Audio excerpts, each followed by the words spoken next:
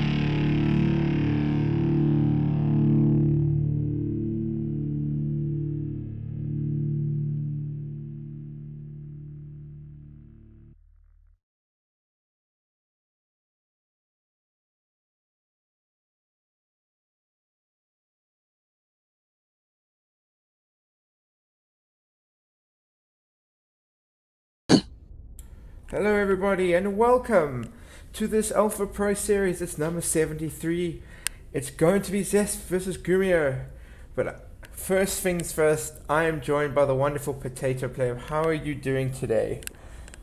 I'm doing great. Phoenix. I hope I pronounced your name right, unlike the last time. I'm pleased you introduced me because I actually even forgot to do it. Yes, I'm Phoenix. Yes, I'll be a streamer for today. And as you guys can hear, we are already loading into the first game. We're going to be seeing PVT. Best matchup. Don't at me. It's going to be Cyber Forest. It is obviously a best of 9, so we hopefully will be seeing all 9 maps. That's what I'm hoping more than anything. But Yeah. I mean, you never know. What's your prediction for this? I think it's going to be a very close match. Both Gumiho and Zest, they're really good players. Zest, actually, today when I was watching GSL, I found out that amount of wins that Zest and Classic have, they're actually tied as number 1. Yeah. So I'm actually kind of interested how Zest is going to play this game. But oh boy, wow. we do see two SCVs going out. Yeah, this gets straight into it. In the top left of Cyber Forest, representing Storm Gaming, it is Gumiho. And on the bottom right corner, we do have Zest. This has to be Proxy 2X Marine. Yeah. He hasn't taken a guess yet. Oh wow! What a aggressive start from Gumiho. I think I like it because Cyber Forest is a really small map, and you're probably going to land up having to do some kind of pressure anyway. If he gets a quick 1-0 here, it would be a really good because he's going to probably rush anyway. It's not a great map for him anyway, so again, this is not a bad move at all. But Zest does scout this. He does scout that there's no gas. He scouts that there's nothing at home. He sees the supply depot basically right by the command center. You know something's coming once you see what he's seen. And it is going to be a Zealot. I think it could be... I think Gumiho might just build another axe. I think it could be 3-axe Marine with a bunker. Let's see. Okay, bunker is going to go down. A 3rd axe hasn't gone down yet. So I think Gumiho's just going to stick to the 2-axe for now. Yeah, but the Zealot's gonna pop out very soon, and the probes are pulled. The question is, will this bunker able to finish? But it doesn't look like it will. Yeah, it shouldn't. It definitely shouldn't. If it does, it's a pretty big mistake from Zest. But I mean, if it does get up, it might only have a bit of HP. But oh my god, the Zealot goes down. That's actually a really big deal. That was most of the damage here. And there's actually no way to stop this bunker, especially with the SCVs coming. And this is the production from Zest. I really didn't think this bunker was going to go up, but there's so many SCVs here. I don't think this bunker ever dies. And this is all the production from Zest. He has to do wonders with just this one stalker. Yeah, and there's only a single pylon, so if Gumiho just focuses down, which he's not doing. Pylon's picking up, but I still think a second. Yeah, but a second stalker is going to be able to come out. Which is a pretty big deal, but the first stalker does go down. Oh no, that's not good. There's no way the second stalker comes out here. GG is called. Gumiho takes a very quick game number 1. Yeah, I think very well executed and strategized by Gumiho. Usually in the first game of the series, you usually play macro game and try to test the waters. Yeah. However, Gumiho with surprise proxy double barracks, surprising Zest. That was really well played by Gumiho. Yeah, I was really worried for Gumiho because he only went the 2-axe, which is not so great, and he wasn't really taking anything at home. But I love that SCV pull that he pulled more SCVs from home. That means that bunker was always going to up. It's going to have huge repair value. That was, as you say, extremely well executed. And like if one little thing goes wrong there for Gumiho, if the bunker doesn't complete, then that's game and he's 1-0 down. Instead, now he's already got off to a good start. He got rid of one of the maps that aren't so great for Terran anyway, so he's got to be really happy with that. All right. Looks like it's going to be Port Alexander next. No surprises there. This is one of those maps though that I've seen Gumiho play. Actually, go for battle cruisers in the late game. Sometimes plays mech. Sometimes plays He does sometimes play bio, but the end game is normally BCs. Well, not always BCs, but the games that I watched, a couple games that I prepared, there were definitely BCs on the agenda for Gumiho. Right. But the mech itself against Protoss is pretty bad, so I'm wondering how Gumiho would play it. But I think definitely Gumiho does like Battlecruiser, and he uses Battlecruiser a lot in his matchups. Yeah, So I think we can expect to see Battlecruiser to show up in one game or the other. yeah. I think that's one of the things I really like about Gumiho because I love battle cruisers. I absolutely love battle cruisers. So I'm a huge fan of Gumiho just on that note. But let's see what he has in store. The good luck have been called, so we should be loading into Port Alexander anytime now. Most players really respecting each other with like a really nice manner of saying "수고하셨습니다," which is like basically GG in Korean. Oh, nice. So really respecting each other. I actually love that I have you co-casting with me because obviously if you weren't, I would have no idea what they're actually saying, which is it adds a different element which I really like. I don't. Well, I'm glad that I'm co-casting with you as well. Correct. I don't envy Miguel, who's our admin today. He's got to get like 8 different people in. He's got to get the maps done. Listen, Yeah. I admin these things just as often, but not the extremely big ones. And I know that must be more stressful than anything. Yeah. Really huge shout out to Miguel for what he's doing. Yeah, he's really good. Yeah. And he's also running the Yeah. French stream, if I'm not mistaken, as well. So Right. so that's a lot of work. I know. Huge shout out to Miguel. Yeah, huge shout out, really. I was gonna say I sometimes do cast and admin at the same time, run the stuff, and it does get Oh, really? yeah. Uh-huh. Yeah, some of the like the European guys and NA guys. Mm-hmm. It's a lot of work. It's a lot of work. So huge shout out to Miguel, as you say. Yeah. I am expecting. Uh-huh. I was going to say from Zest, I'm definitely going to, if it gets to that point, obviously last game it didn't really get to any place where he could actually choose his tech path, but he's definitely someone who loves his Blink Stalkers, especially in PvT, so I'm very convinced it's going to be opening Blink opener if he's able to get there. Yeah, only if Gumiho doesn't cheeses again. Yeah. Yeah, I honestly, it's one of those things that I really like to do as well. Obviously, I'm not a pro player or anything, but I always like to be a little bit more aggressive in the first game, even go with some kind of proxy. Because even if it doesn't work, you still, especially like in a best of 9 series, your opponent's going to be thinking, oh, he could be going for this again. And it's just like that little psychological thing that that Gumiho's added into the. Oh, it seems like we have some Yeah. issue with connectivity. I think one of the Japanese casters is struggling. So we have started the countdown twice and had to cancel it twice. if I'm one of the players, I'm like, oh come on, please let me play this game already.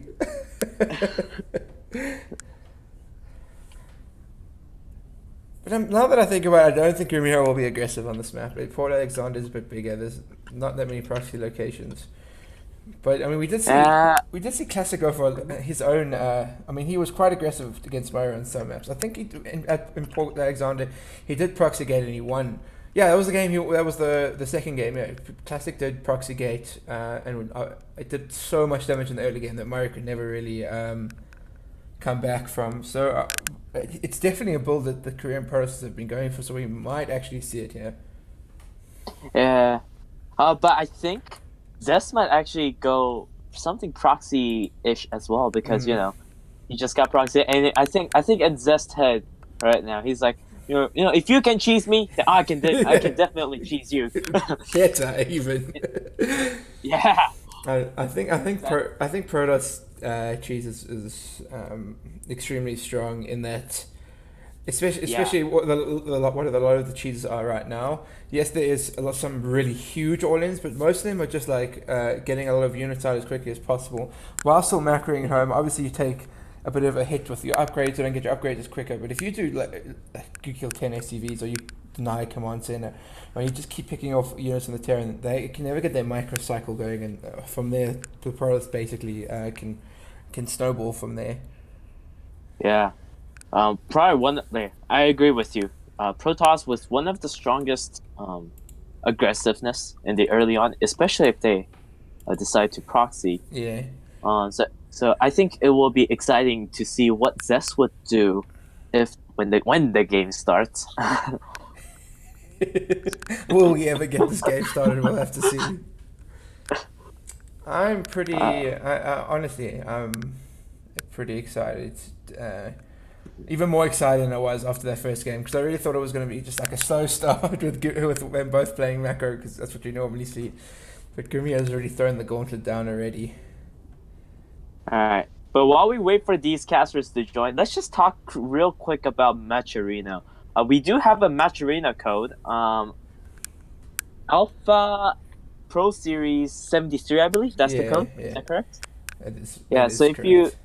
yeah, if you would like to support our players, feel free to go to Match Arena and hit that and process the link. And also, let me just say it in Korean for our Korean viewers as well.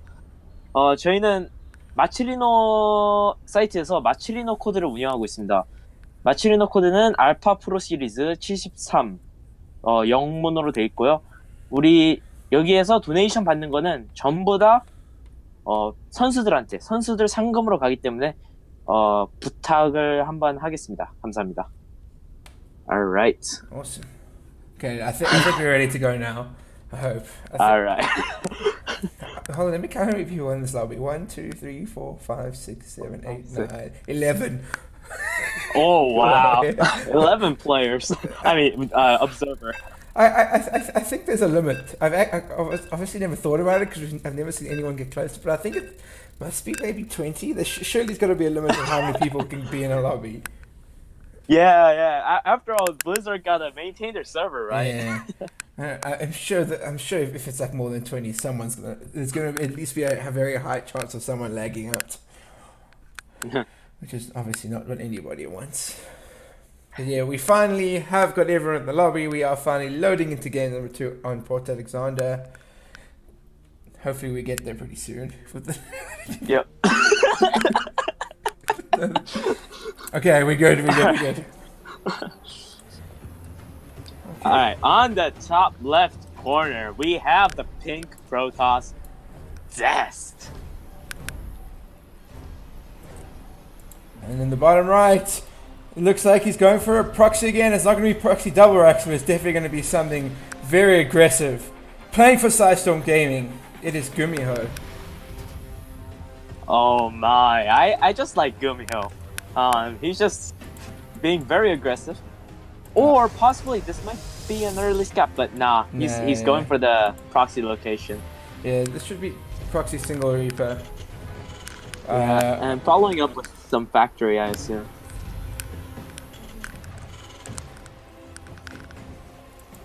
Probe Scout is gonna come and spot that there is a proxy. But this is very standard. Yeah.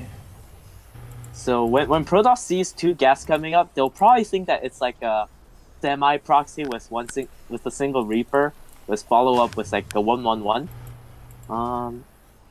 Yeah, I'm interested to see because you can definitely play the Reapers with double gas, just the one Reaper. Once you've got the probe goes out, or once it's scouted a little bit, you take 2 off gas, and you continue mining. But Gumiho hasn't stopped mining, and with the tech lab, he's definitely going to be doing something other than the proxy Reapers. Oh my! This is really creative. Yeah. It's really out of the ordinary. Yeah. This is honestly, I wouldn't have betted on him doing a proxy in one game. Now he's doing it 2 in a row. Okay, so it is going to be proxy marauders. I believe probably. Yeah, you go ahead. Go ahead. I was going to say probably a factory at home.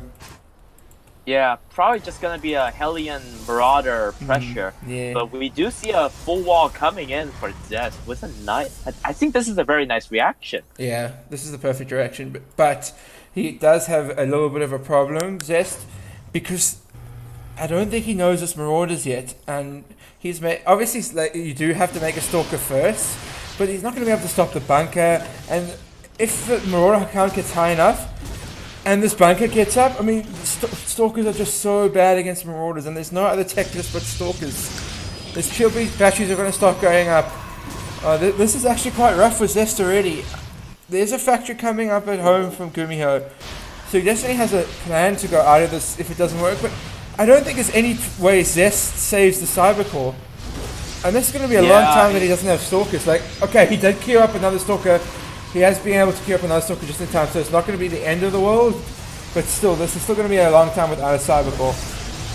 Oh, and the shield barriers couldn't save it, which I think it's okay, because he wouldn't have been able to save it either way. Yeah. But this gateway's gonna go down, meaning there's not gonna be any more Stalker production or unit production until these Robo Bay and until this Robo Bay finishes. Yeah, this is really bad.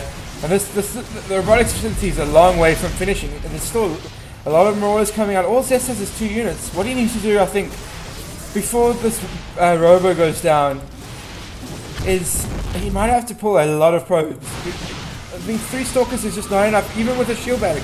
Marauders are so good against them. The SCVs are still putting in some damage. Really is really nice micro from Zest though. If he gets this immortalized, maybe he can make some money. But he's supply blocked. This is so bad for him. He loses the other 2 Stalkers. There's no way this immortal comes out. Gumiho takes a very fast 2-0 lead. Oh my goodness. Yeah. Phoenix. I think Zest mentality is probably like very shaken right now. Yeah. Proxy 2 games in a row. That is very high level mind game over there. Yeah, honestly, as I was saying before, I did not expect that, but I mean, why I'm so impressed. It's not really like he just won just because of the rush he went for, but it's more that because of how he sold it as something else. He sold it he didn't. Zest was definitely not expecting the Marauders. If he was expecting the Marauders, he would have got a Robo facility earlier, I think. And in game 1, it didn't look like this kind of thing where he was gonna Gumiho was gonna actually pull workers and commit to it. He sold these 2 these rushes very differently to what they actually turned out to be, and it's managed to get him a very, very fast 2-0 lead here. Yeah, very very well planned by Gumiho overall. And Zest choosing year 0. Oh. This is a very good map for Protoss. This is a very, very, very, very good map for Protoss. Yes, there is some dead space that you can use for drops, which we saw earlier with Maru. He was managed to pull Zest apart. But it is quite easy to take 3 bases as the Protoss, which is really good. And it's actually very difficult for Terran to take their own bases. And going along with that, the Stalker Zealot into Colossus build, which is really strong in PvT, is quite popular here, and most Terrans actually do go for like some kind of 2 base pressure because of all the things I just mentioned. That is, actually, as a Terran player, I also highly do agree with you. This map is very, in my opinion, Protoss favored, as you said. So I'm expecting some pressure coming from Gumiho, but Zest, for a very specific reason, I think we might see some aggressive play coming from Zest as well. Yeah, I wouldn't be surprised either. Yeah, in before he proxies and Gumiho just slaps the proxy away and wins the game easily, and it's a 3-0 already for Gumiho. And that's when Zest start to panic. That's a huge panic moment. I think we're really in for a treat today. Yeah, same. Those 2 openers have actually really thrown the gauntlet down. It's not going to be just 2 people sitting back I mean, obviously we're going to see some proxies and rushes and stuff like that. I just didn't think it would be so aggressive so quickly. Yeah. All right. Let's do this. Mm-hmm. Would you like to open up on the top right corner? Let's do it. In the top right, representing Ocean Gaming in the pink, he really needs to get one back in the series. Here's Zest. And on the top left corner, we have the red term representing Sidestorm, leading by 2-0, Gumiho. It looks like Gumiho is definitely not going to be proxying. I think one thing I also didn't mention, it is a bit difficult as Terran to proxy on this map. It's not as easy as like, okay, well, Cyberfire is a bit more difficult than Port, because Port's natural does not have a ramp, but Cyberforest is a smaller map. Year Zero is a very big map. Yes, there's a lot of proxy locations, but it's going to be very hard to siege a second base with a ramp with a high ground on it. And Zest is also not going to be building his buildings on the low ground, like which Gumiho took advantage of in Game 1. So I do think Gumiho has to play, at least for the time being, some kind of macro build. Yeah, and also one thing to note is that Gumiho is quote unquote hiding his bunker, and also he went for gas first, yes, which is kind of uncommon in TVP at this moment. So we would have to see what kind of build he goes for. Yeah, I'm also very interested. Yeah, you're right. The gas first is definitely not something you see extremely often. I wonder if he's going to try to just get a quicker factory out and try and get Widow Mines out quickly and do a Widow Mine drop, because that is what I would be thinking here. Right. Because I mean, obviously Widow Mines are quite strong on this map. Widow Mine drops especially because there's a lot of dead space.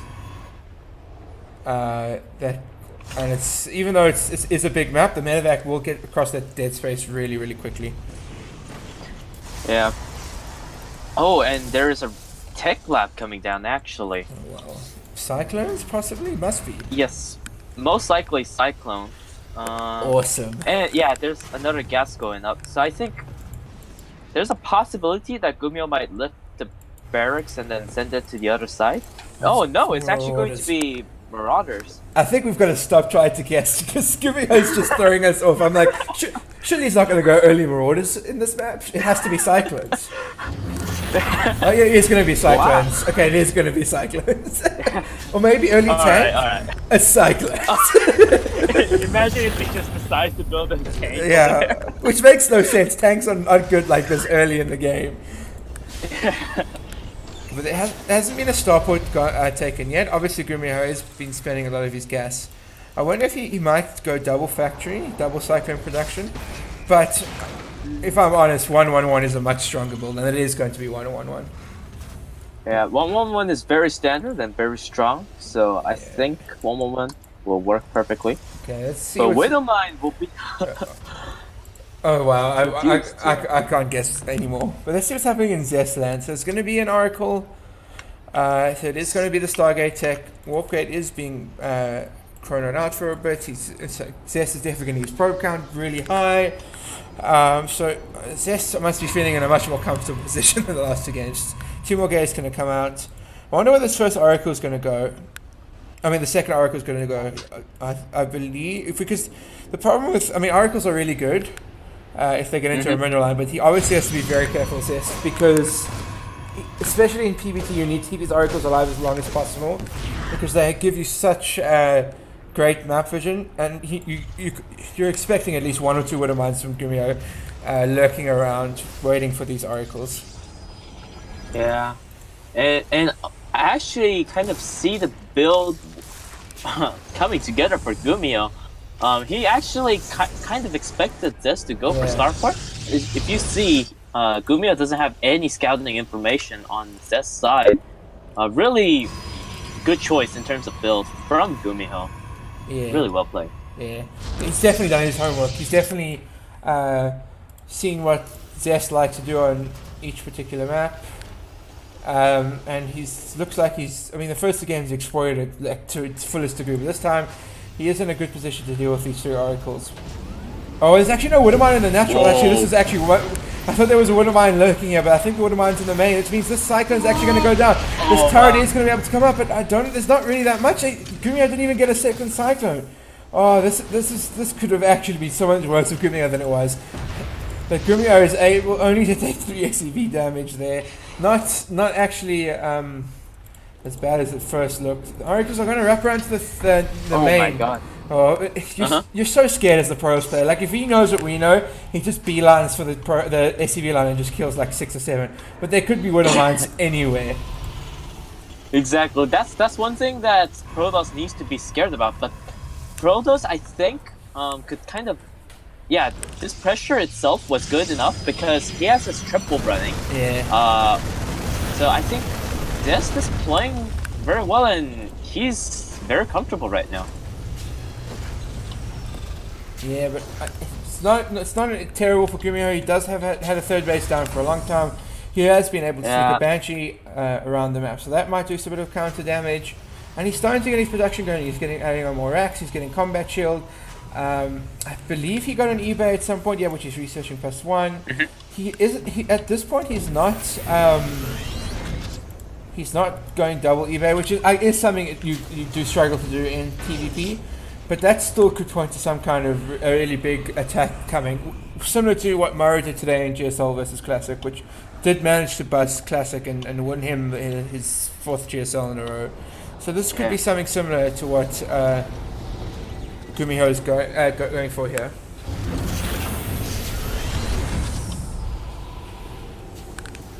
The third base plopping down for Gumiho and catching up in terms of economy. But looking at the supplies alone, it seems very even, but we do see the gateway explosion coming in from Zest. These Oracles should get a couple SCVs, that's nice. Oh, yeah. It's always nice to get some free SCVs, 1 or 2. Yeah. It's one thing also important to note, Zest is not going to be choosing Colossus right now. He's going to rather go for Storm first, which is something he does like to do. He obviously builds Colossus sometimes, but it is normally the gateway style with Immortals into Storm. That's normally the style Zest likes to play, but it does look like we're going to be going into a bit of a longer game. Gumiho, if he was to push out now, would be a massive anti-timing with +2/+2. Okay, he's going to push out, ignore me. But I think this. I really do think this is an anti-timing to push out, only because Storm should be done by the time the tanks get across the map. And even though Gumiho does have a nice army supply lead, Storm is just so cost efficient in this kind of position. But let's see what happens. It's still a very scary push from Gumiho, and Zest does need to deal with it accordingly. Storm is not done yet, but it is about to finish. Oh, he's almost going to get the Raven. Oh, that's a huge deal. That Raven had a lot of energy, would have been able to put a lot of the High Templar offline. There's about 4 Storms here. Wait. Did they no longer... Did Storm finish? Surely it must have finished. Yeah, the Storm did finish okay, up. Good. Yeah, I guess the Chrono Boost just boosted it. Yeah. This is smart from Gumiho. I really like this. There's no way he's going to be able to take a frontal engage here. Storm is just really good right in this position. So he's going to be going for some multi-prong aggression. He's going to be trying to snipe this 4th base, while probably taking his own 4th base by himself. And Gumiho is just going to try and pull Zest apart. Let's see what Zest can do. Zest does have charge shots in the 4th base, but which should buy enough time for Zest's army to come. But there's a huge drop in the main as well. Let's see if Zest has what it takes. He might have to recall to his natural. He does have enough energy to recall to his natural. Oh, this is a huge knife from Gumiho. And he's going to depower so many of these gates. That's a huge Artosis pylon from Zest. This is really nice damage so far from Gumiho. Yes, he lost his both his medevacs on the bottom side with his bio. He managed to kill 8 probes while depowering all these gates and sniping a very important upgrade from Zest. This is the kind of moves that you do need to make in PvT to be able to get into the late game and feel comfortable getting there.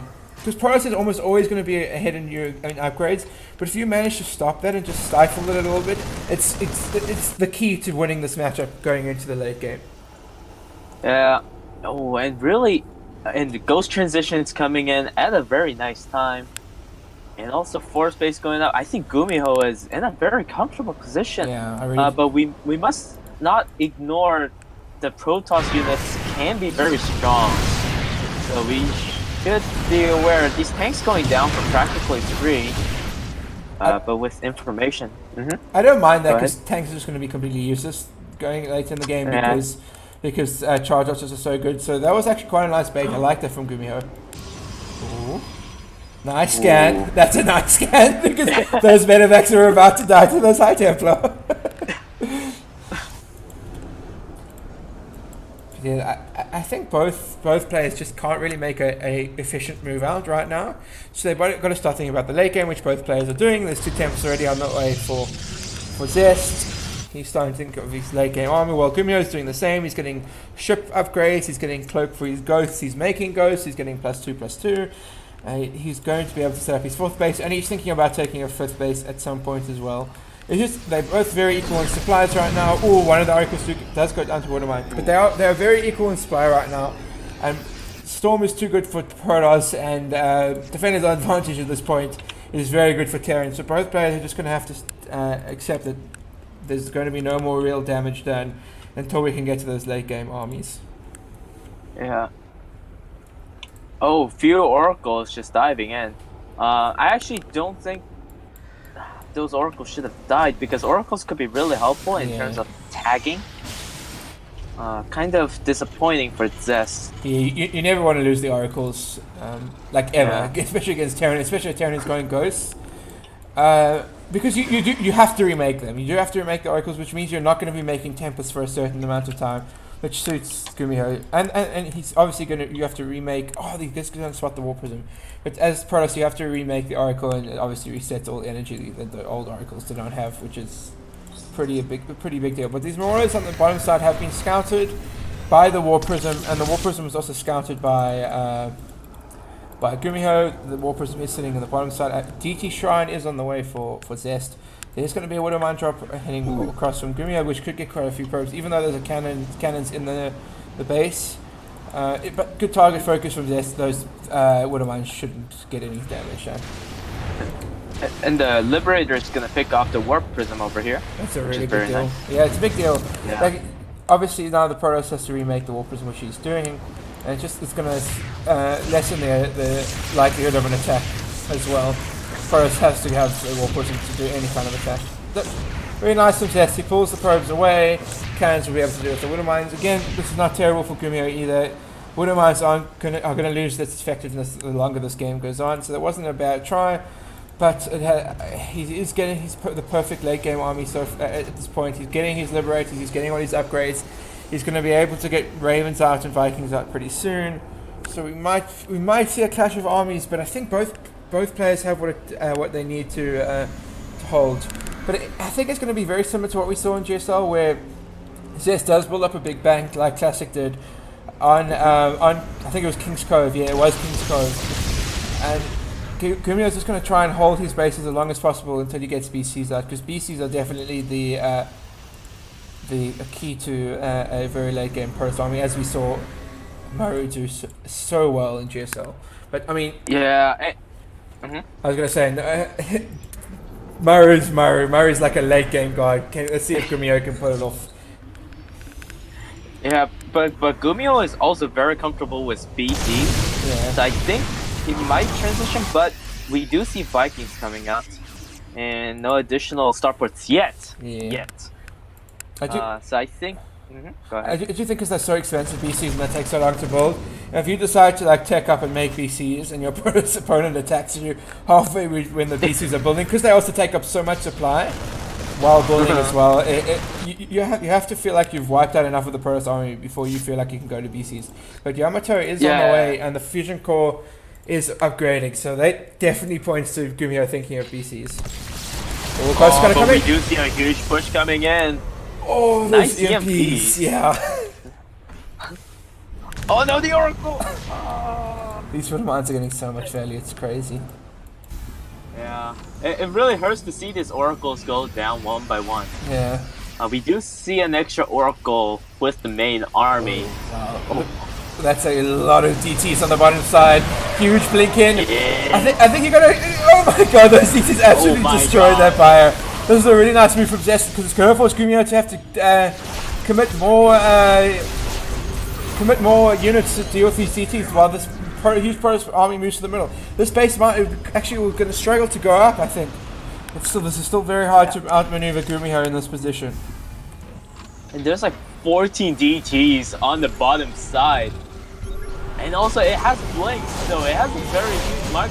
Oh, is it gonna go for the straight up snipe? Oh. This is a nice flank though. It's gonna be able to shut down the DTs. But there's still a Warper. Oh my god, there's a huge army move to the on the right side. This is really nice moves from Zest. I don't think Gumiho will be able to deal with these DTs at the bottom side while dealing with this army, so he's got to pick one. One command center does go down, but they both have huge banks. They just, as long as there's not terrible trades, both are still very much in this game. DTs are going to come on the bottom side, yeah. This is really nice moves from Zest. Not the end of the world for Gumiho. He does have a lot of replacement bases, and he can remake the SCVs. But this is, again, really nice moves from Zest. And he even gets the base. This time, couldn't lift it, Gumiho, because it had been turned into a planetary. The problem with DVP is that Protoss army could be very agile, so the Terran needs to be very decisive on where it wants to take its fight in. Oh, but DT is also coming in. Ghost! No! Oh no! Oh! That hurt me. That hurt my soul. Oh no! The Vikings are coming out, trying to get the Tempest. This is a nice surround though. But the Tempests are gonna go down. Yeah, but as long as Gumiho can take these DTs. But no! Oh, DT's good. GG's cool. Oh, what a fun game and what a fun ending to that. Zest is able to get on the board after an extremely long and tough game, but he managed to get the one in the end with mass T2s. He would have seen that one coming. Really well played by Zest. Taking the opportunity, seeing those stray ghosts and slicing it up with all those DTs. Yeah. Really well played. Yeah, I think I also caught Gumiho completely off guard. Because like you're obviously expecting the DTRS, so you get your units in position. You're thinking, okay, cool. I'll have even more than enough to deal with these DTs. These DTs will die before they even get onto the bio, and before the entire DT army blinks into the bio, and the entire bio army just blows up. Yeah. DTs, if you don't respect them, they're gonna kill you. Yeah. Like the crazy damage output they have. I'm surprised. Like when DT Blink was first mentioned, I was like, okay, well DTs are gonna be like incredibly good in the late game. But no one really uses them. Obviously, I understand why they didn't. They're still very expensive, and they're still very quite volatile. But if Zest manages to use them like that, they are so strong with that blink. Yeah. I really do agree. Well played by Zest. Yeah. And now, before we go into Kairos Junction, let's just mention one more time about Matcherino. So we do have a Matcherino link in the description. With the code Alpha Pro Series 73, it adds $0.5 to the pot for completely free. You don't need to pay any money. All you gotta do is insert those codes. So please make sure to go and check that out. All the funds goes to the players directly, and in Korean time.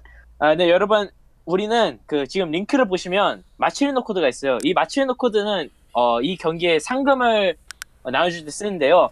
여기에서 링크 들어가서 알파 프로 시리즈 73이라는 코드를 넣으면 0.5달러라는 상금이 추가가 됩니다. 그 모든 상금은 다 선수들한테 가니 꼭 참여해 주시기 바랍니다. 감사합니다. Alright. Let's do this. Yeah. Should I start it off? Let's go. Alright, on the bottom right corner, we have the Blue Terran representing Sidestorm Gaming, Gumiho. On the top left, mastering the late game, mastering those DTs, playing for Ocean Gaming, is Zest. Buildings at home from Gumiho, that is important to note. Yeah, nothing crazy today. Yeah. And before the factory and the starboard is proxied in all different locations. Now that shouldn't be the... Once you start with your barracks at home, You almost always have to build your factory at home. You can maybe sneak a starport out, but this is definitely, especially the fact that it's not double gas, this is a commitment to Gumiho playing macro just for the time being. Yeah. Ooh, this SCV getting extremely low, but survive. Oh, that's actually really bad. That's really bad from Zest. You really don't want to lose that first probe. Yes, one it has some insane harass potential in the early game, but you also definitely want to see if your opponent is going to be playing Reaper, and that probe could also hide out somewhere on the map and get a secondary scout. You don't want to lose that first probe just to an SCV. That is a small mistake. It's not obviously a game-ending mistake, not even close, but it is a small mistake from Zest that does put him in the dark for the time being. Yeah.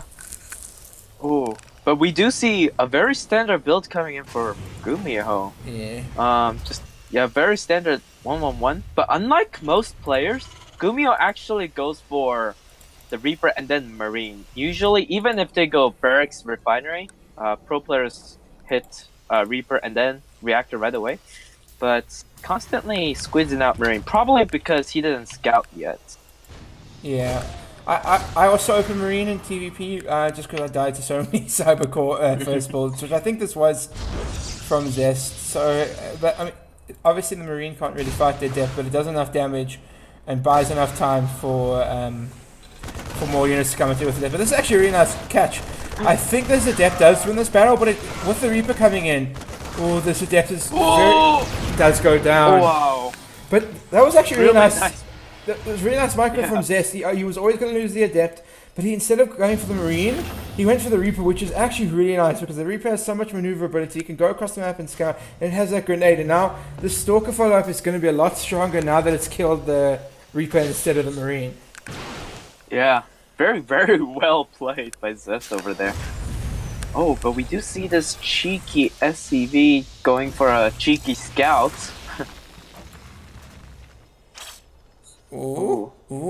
What do you do with this one of mine? You just have to wait. You gotta wait. And hope Gumiho buries it. So this is nice. This obviously a really nice position from Gumiho.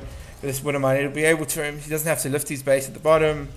But I think Zest is not gonna care about doing any more damage now. I think he's gonna be all in with this blink. I'm waiting to see how many gateways he adds. No, it's going to be a third base. Okay, it's just going to be a normal blink opening from Zest. Standard normal macro game once again. Yay! As much as I like I really did like the openings from Gumiho. The macro games are always fun because I mean you saw some crazy stuff like Zest went for in the last game with the DTs. Yeah, and another thing I love about Gumiho is that Gumiho shows lots of build that is like it seems new. It's like, and also Gumiho, if I'm aware, in the very early days, he also created the mech build, the old classic mecha build with like Siege Tank and Hellions against Zerg. So the creativity of Gumiho is what really excites me and really what I'm really looking forward to this specific game as well. Yeah. I think, correct me if I'm wrong, I think Gumiho was also one of the first people to play Battle Mech with the old Cyclone, not the Cyclone that it is now. I know there was a lot of the Europeans who started it, but I think he was the first one to play like the Hellbat Cyclone, which became so popular with how strong how much damage output those old Cyclones used to have. Yeah. Gumiho, I think Gumiho is probably one of the best mech player, up there with Supernova and other players. I think I would agree. I think he's definitely the strongest mech player in the world. The thing is, what's so scary about his mech is he can play it in all three matchups. Which, even though there's other Terrans who do like to play in mech sometimes, it's almost never in TVP with how because TVP pro students are really good against mech. But the way Gumiho makes it work, he makes it be able to work in all three matchups. He gets crisp timings or crisp builds, and that is why it makes him. And he's so creative with the mech builds as well. It makes him the best and most scariest mech player in the world. Oh, but we do see a little push out for Gumiho over here. Yeah, and this is going to be try and put a lot of pressure on because his third base has not come down yet. But the problem for Gumiho is Charge is going to be out really soon. 6 gateways are going to be finishing up. There's not going to be clusters, so he doesn't actually need the Raven to put those offline. But there's going to be a lot of charge shots available to Zest. And honestly, the best counter to this kind of build is charge lots. It makes the tank useless, gets on top of the Marines, that instant damage that the charge lots do once they connect. It really put and I do think Zest is going to have whatever he needs to hold this, even though he does have a army supply deficit right now. He will be able to open a lot of charge shots pretty quickly, and he'll be able to power in the mid game a lot stronger than Gumiho, because Gumiho's third base is definitely a bit delayed. Oh, but a very nice Liberator harass coming at the main base, denying the mining almost completely. And at the same time, I think we're gonna see the pushing coming from the 9 o'clock. Oh, these stalkers are gonna live, but not enough. Oh yeah, I think that's definitely. Yeah, that's a bad fight for him. A lot of the Chargers. Wait a minute. Yeah, a lot of the Chargers got caught up. I think he might have enough, but there's a lot. Gumiho is running across the map. There's a nice warping of Chargers, but they get Immortal. They're on top of the Immortals. First Immortal goes down. Chargers are getting on top of this army though. This is very close. I think Zest will be able to hold this, but wow, that was. Yeah, that was closer than it should have been. Yeah. Zest had all the tools he needed to hold that. I think he just got a little waylaid about what was happening in the main base, and he just didn't get his charges from the best position. But Gumiho does realize he's not going to be able to get any more damage done. He is going to be taking a deficit into the mid game. He's not out of it, don't get me wrong, but you do really want to feel like you want to do some damage there. At least kill more than just one Immortal. And now this push out from Zest is quite scary, especially with +2/+2 about to finish. There's no War Prism out, but there will be one quite soon. I think Gumiho might struggle to keep this third base. Let's see how it goes. It's not like Zest is taking up. He's not getting Storm.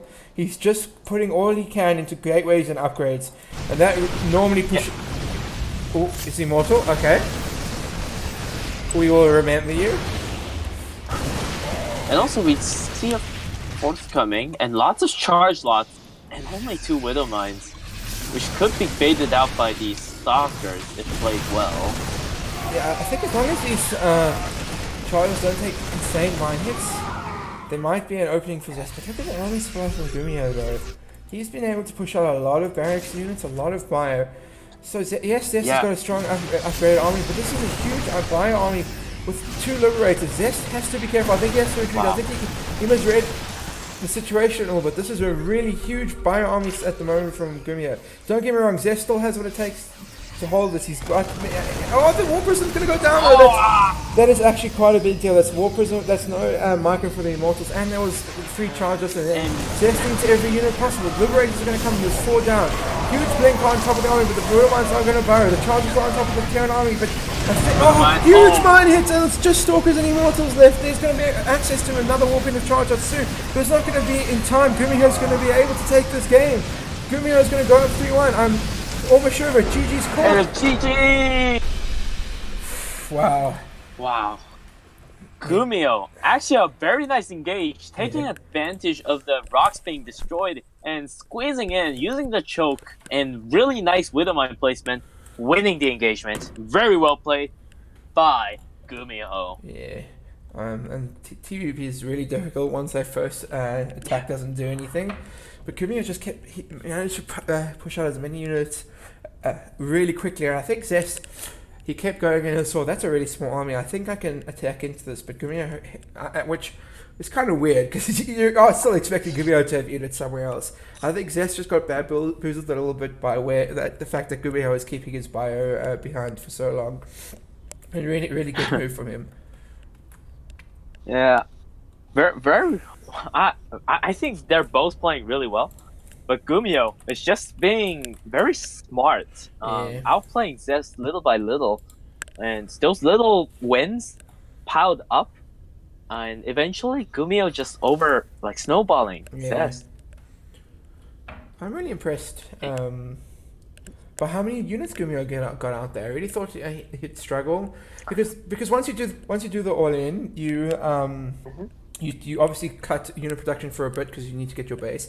The thing is, it wasn't like Yeah. the all-ins that a lot of the Terrans would be going for, where they make a lot of tanks and they make a Raven. So he wasn't. Gumiho actually was spending as many resources as you normally would with that push, which allowed him to just continue bio production the entire time. Yeah, yeah. And also, um, he had like sturdy supplies more than Zest Yeah. at the final engagement. Yeah, which was very impressive. Yeah, that is not something that normally happens, especially when your Protoss opponent is going that gateway style. They normally snowball themselves with the Zeta production and the Stalker production. But really well played from Gumiho. Now Zest, again, got his back to the wall a little bit. It is his map pick, so he will be able to go into a map he's a little bit more comfortable on. But if Gumiho takes this next one, Gumiho's going to be on match point, and there'll be absolutely no any spot for movement failure for Zest. He has to win every game from there, and that is a tough position to be in. Mm. But I mean, these guys are pro players. They know how to do it. If anyone knows how to do it, they know how to do it. But when we are talking about hypothetical, Zest could take the next 4 maps and win this 5-3. But Gumiho is definitely in the pound seat now, and let's see if he can take control of the series from now on. Yeah, I think Gumiho. I think there's lots of thought going through Zest right now because Gumiho can do anything he wants because he's so ahead right now.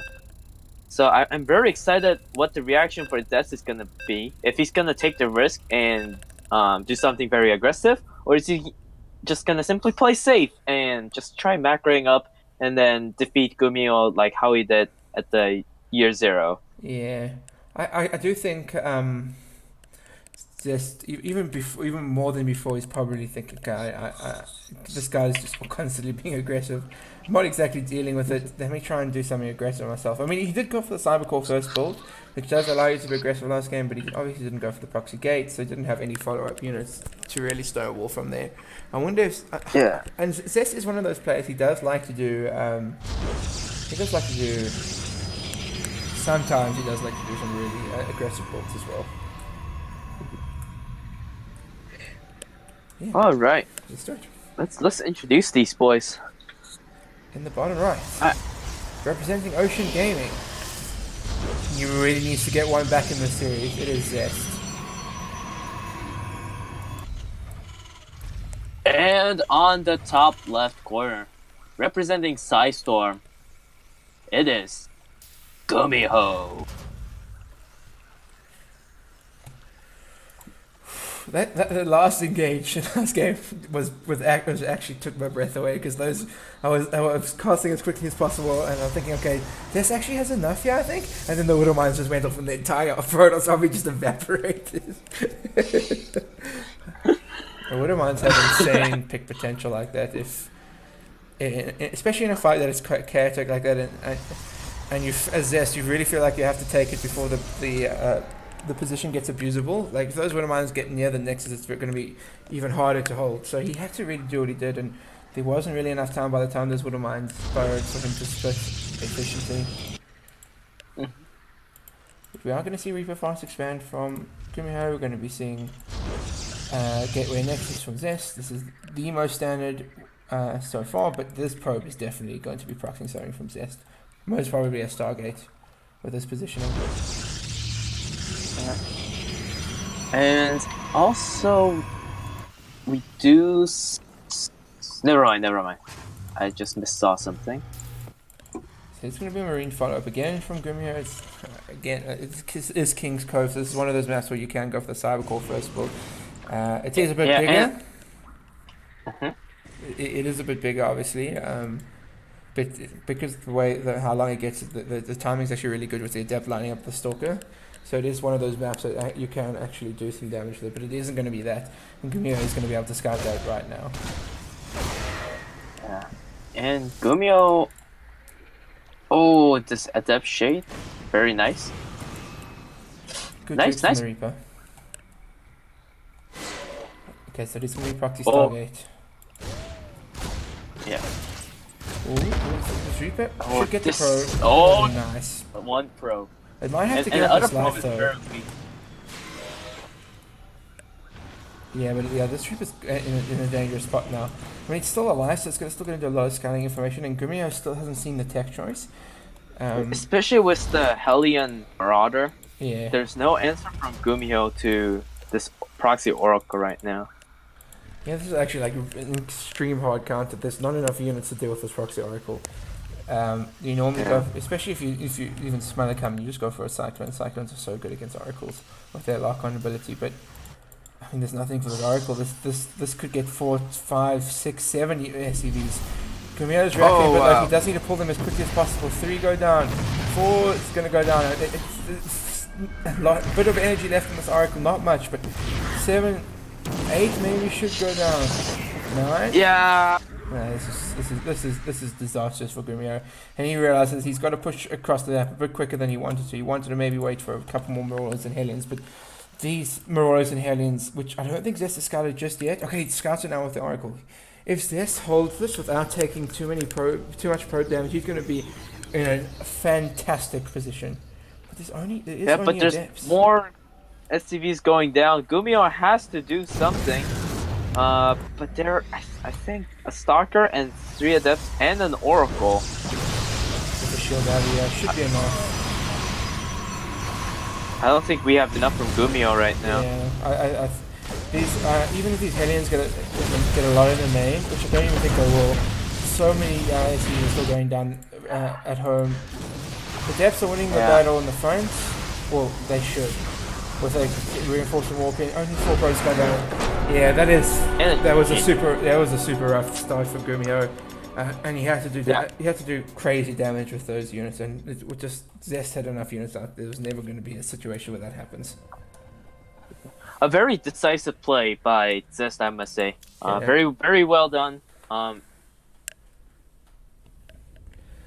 That also feels like it was like something Zest also did his homework on. He knows Gumiho likes to do the Hellion Marauder build on that map, and I mean Proxy Oracle's that's a hard counter. That's the hardest counter you can go for. Alright, we're going to be a new repugnancy. I like how Korean players just say new, because it's really hard to spell repugnancy. Yeah. I don't even know how to spell repugnancy. Listen, I admire any of the pro players who don't speak English in their first language, and they still are able to really articulate and get their point across, because there's no way if I had to do it in another language I would be able to do it. Yeah, these players are really impressive.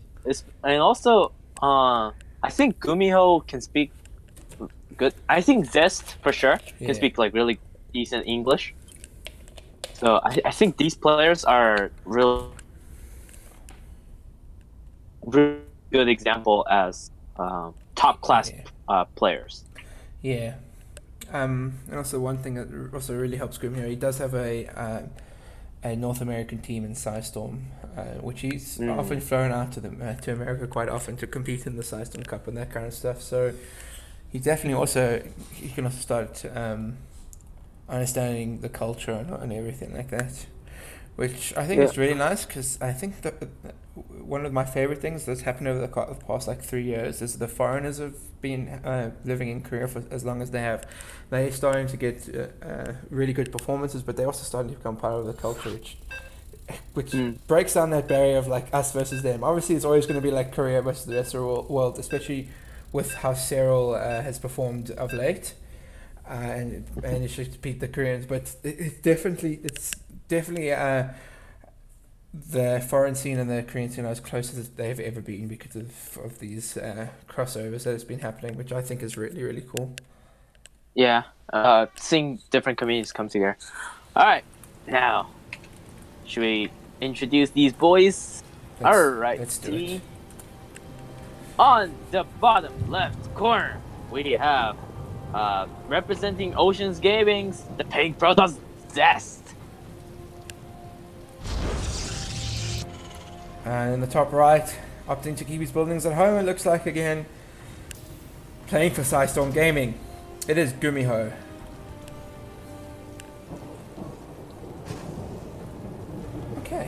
Nothing too weird from both players. As yet, I believe it's going to be should be Reaper fast expand from Gumiho. You really do want to Reaper on your Repugnancy, and probably Gateway Nexus for Zest. I mean, he could go for the Cybercore first. It is a bit of a smaller map, new Repugnancy, but I do expect standard macro builds from both players. I'm actually hoping to see a proxy starport.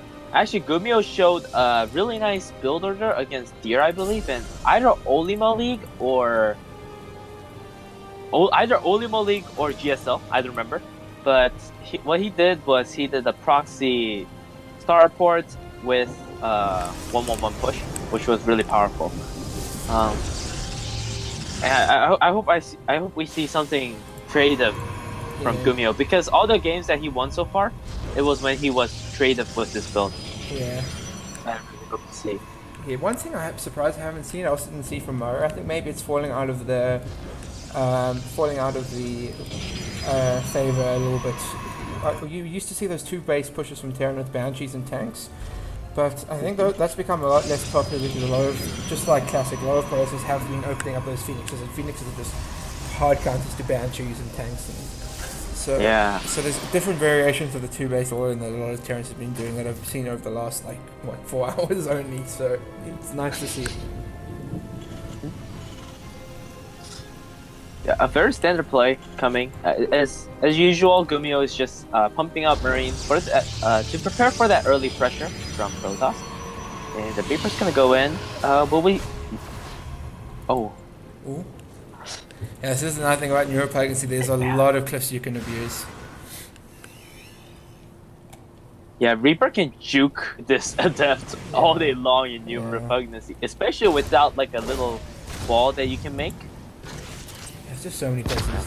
This is one of those maps. I mean, you probably can't because Reapers are garbage, but if you are going to go Reapers against something like Zerg, this is a really good map for it. And obviously the proxy 2x Reaper that's become really popular against Terran is also something a lot of Terrans will do on this map, because there really is just so many places where you can it's not like there's a hard counter where you can put a building here or a building here. There's still the ability to go up here and here. There's no way you can go up. You just have to hope that these Reapers never get into a mineral line before the entire existence is ended. There's gonna be Stargate. We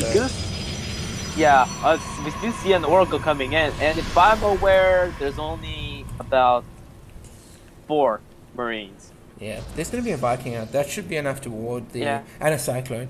But you are right. This Oracle could come in and get damage for those units out. Ooh, single Hellion gonna see everything. That's nice. And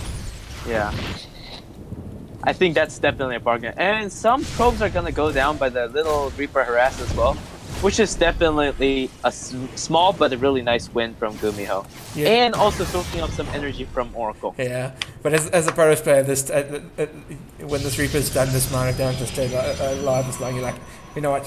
If it, I'm killing this Oracle with. Killing this Reaper with Oracle. I don't care if it wastes my energy. Which you do kind of have to do. Oh, but a very fast third going up for Zest over here. And from Gumiho as well. Yeah. Very well.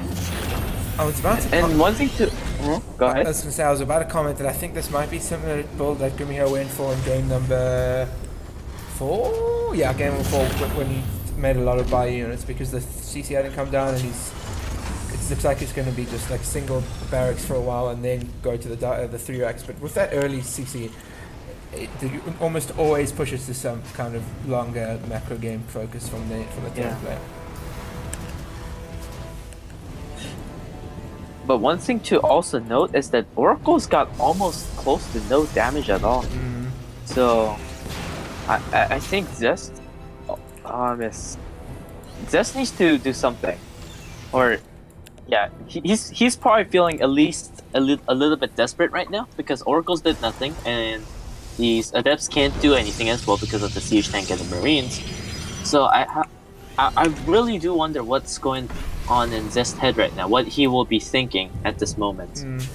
Like it's okay. This position's okay for Zest if he only goes like 2 oracles, but the fact that he delayed everything and got a third, and still not going to get really any value out of it. Obviously, the third is still going to be able to revelate, but 2 would have been enough to do that anyway.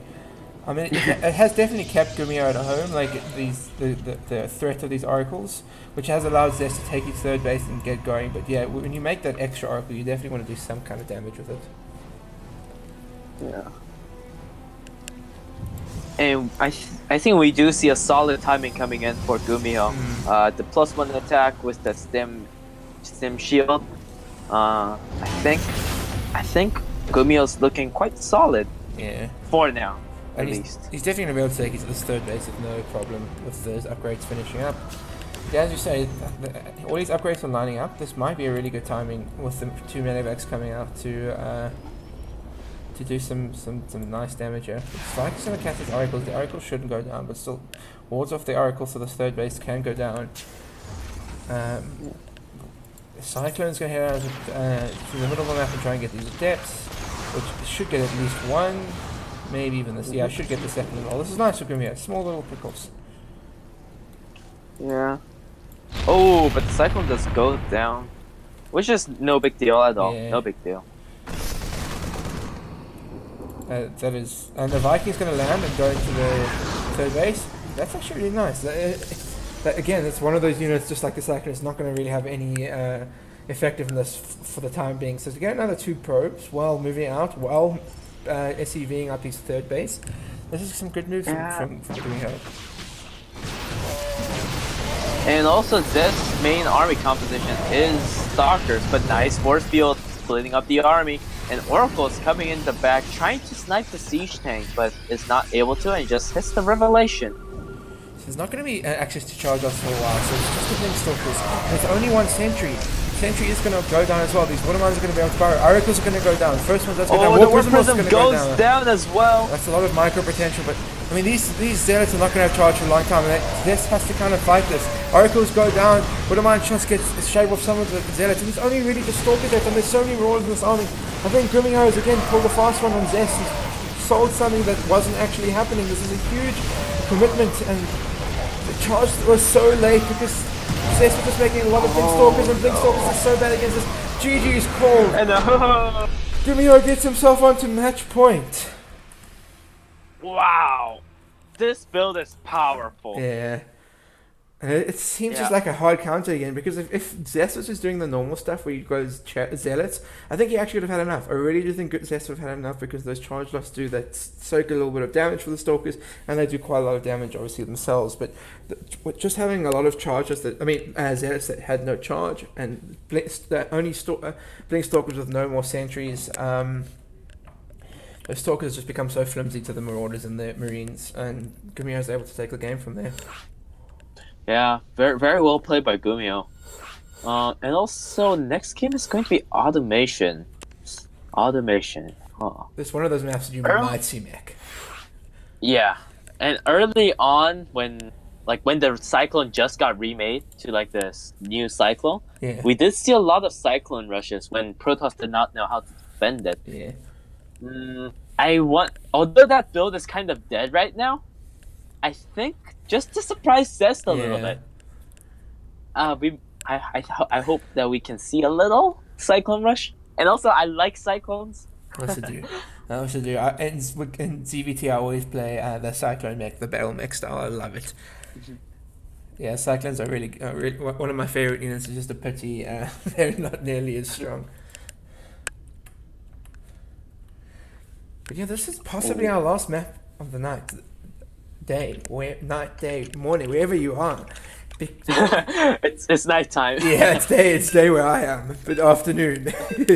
But this now no room for error for Zest. We did say before it could come to this point. If Zest makes one critical error, the series is over. So he has to be at his best for the next 3 games. I really do hope to see a comeback from Zest. Me too. And also Zest, he's a player that can definitely come back. Yeah. So we should keep an eye on that. Yeah, I hope he does, as you say. more games to cast, and this series has already been so fun already.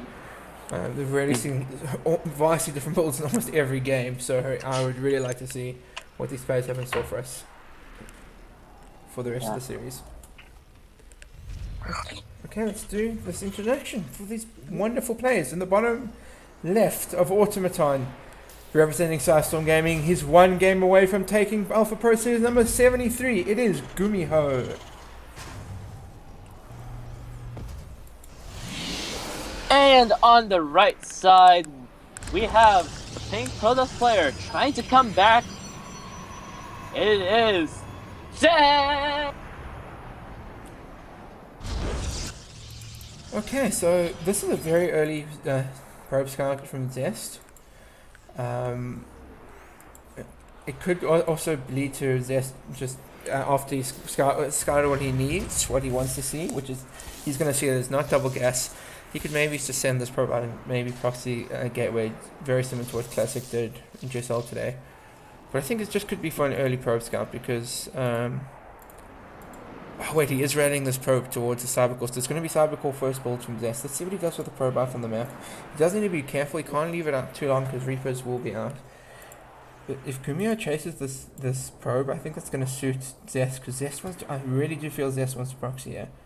Okay, I'm wrong. Yeah, or Zest or is just be a nuisance. Yeah. There's really not much of a delay right now because Gumiho really deflected it really well. Yeah. Yeah, just very standard from both of these players. Yeah. And Zest has to run with that probe. Like if he stays even a bit longer, that Reaper finds it and kills it. But it is going to be that Cybercore first build. So Zest is going to have access to an Oracle earlier than he normally would, but it is a big map Automaton. I think he was scared of some kind of proxy from Gumiho, which may be something Gumiho likes to do on this map. But it looks super sad so far from Gumiho, and I think Zest, he will send this first adept across the map, but it's not going to try and obviously end the game or cancel a CC. It won't be in time. Oh, check this out for Gumiho. I think he's gonna do it. I think a proxy starport might come. Yeah. I mean that has potential for game-ending damage.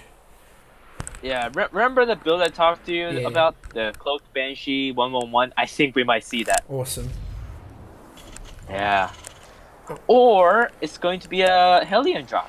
Yeah. Oh, yeah. I think it could be Hellion drop because obviously you're getting the Hellions who normally it normally is going to be a Hellion drop, or it could just be Hellions going through the front because it is much harder to wall this off as Zest, while the Liberator goes into the natural at the same time. I mean, it's into the main. I mean, so that, but it definitely could be a Hellion drop, which is one of the strongest builds if it doesn't get scouted because you're not investing a lot, and if the Protoss units are like where Zest's adepts are, then entire middle line just gets roasted very quickly. It's going to be a Liberator. But we do see a Liberator coming. I like this. Yeah, I guess this. Oh, yeah, I do see a really huge poking potential coming in from Gumiho, and with Zest not scouting this. And I think the Oracle's going to fly past as well. Yeah, the Oracle didn't see anything. Oh These no! Hellions are getting ready, getting in position. And these adepts can't actually fight these Hellions. I like this very much from Gumiho. They used to go straight into a middle line. 2 probes have gone down, 4 now, 5 go down, 6 even, 9 now. Liberator's going to come into the main, hasn't sieged just yet. It's going to siege the entire command center. This Oracle is getting damage across the map. 5 SCVs have gone down, but this is... Oh wow, yeah, this is game-ending damage. Oh no, this is not how I want this show match to end, but it's looking really bad for Zest. This is incredibly bad, and there's still two Hellions left alive. Oh no. This is so sad. The suppliers are telling a story. Gumiho is seriously just in such a fantastic position. He can deal with these Oracles across the map as well. GG's call. GG. Gumiho, with some really decisive builds, is able to take Alpha Pro Series number 73. Really, Zest just got caught off guard completely by so much of Gumiho was doing, and Gumiho just will be very happy with that victory. Yeah.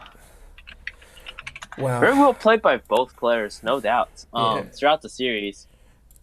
But Gumiho just showing a lot of creativity and coming on top of Zest. Very well played by Gumiho, no doubt about that. Yeah, I'm gonna steal some of these builds because I've been struggling in TVP of late. So I'm definitely gonna be analyzing these replays at some stage this week. Because I really like the way you use the mind games as well, to get into Yeah. to make Zest think that one thing's coming and just countering it completely with the certain builds. And also another thing is if I believe that if you go support us on Patreon, you can access our Yeah. replays as well. So make sure to go check it out. But before we end, do check our link, and because we do have a match arena code which does support our players here, which so you can contribute to the pot for free, completely free. All you gotta do is go to our match arena link on the description and enter the code Alpha Pro Series 73. And one last time in Korean. 네, 여러분 안녕하세요. 우리는 현재 마츠리노 코드가 있어요. 이 마츠리노 사이트에 들어가서 이 코드 알파 프로 시리즈 73 코드를 넣으면은 0.5달러의 후원금이 들어갑니다. 이 후원금은 지금 이 상금으로 추가되는데요. 고병재 선수나 주성욱 선수를 조금 도와주고 싶다는 마음이 있으면 완벽하게 무료니까 마츠리노 사이트에 들어가서 알파 프로 시리즈 73을 꼭 코드를 넣어주시기 바랍니다. Alright. That's it. Yeah, I think guys, we're gonna wrap up. Thank you all for watching. This was a very awesome series. Gumiho did really well. GG to Zest as well. I hope you guys are enjoying the new overlays. I also think they're really cool. But I'm pretty sure Potato Player and I will be back casting one of these things. We do love casting together. Thank you for casting with me, Potato Player. It was, again, as I said, really, really fun. Yeah. Yeah, thank you very much. And should I do a quick ending for the Koreans as well? Yeah, Or please. not? Yeah, Oh, please. That's awesome. 네, 오늘 여러분 시청해주신 분들 너무 감사하고요. 지금 스코어가 5대2로 고빙재 선수가 승리했습니다. 우리 포에닉스 티어즈 캐스터님한테 아주 감사한 말씀드리고요. 저는 포테이토 플랩이었습니다. Alright. Cool. We'll play you guys some outro music. Hopefully, we see you in the next one. Again, thank you for watching, and have a fantastic rest of day, or have a fantastic sleep if you are going to be going to sleep. But thank you all for watching, and you'll see you in the next one.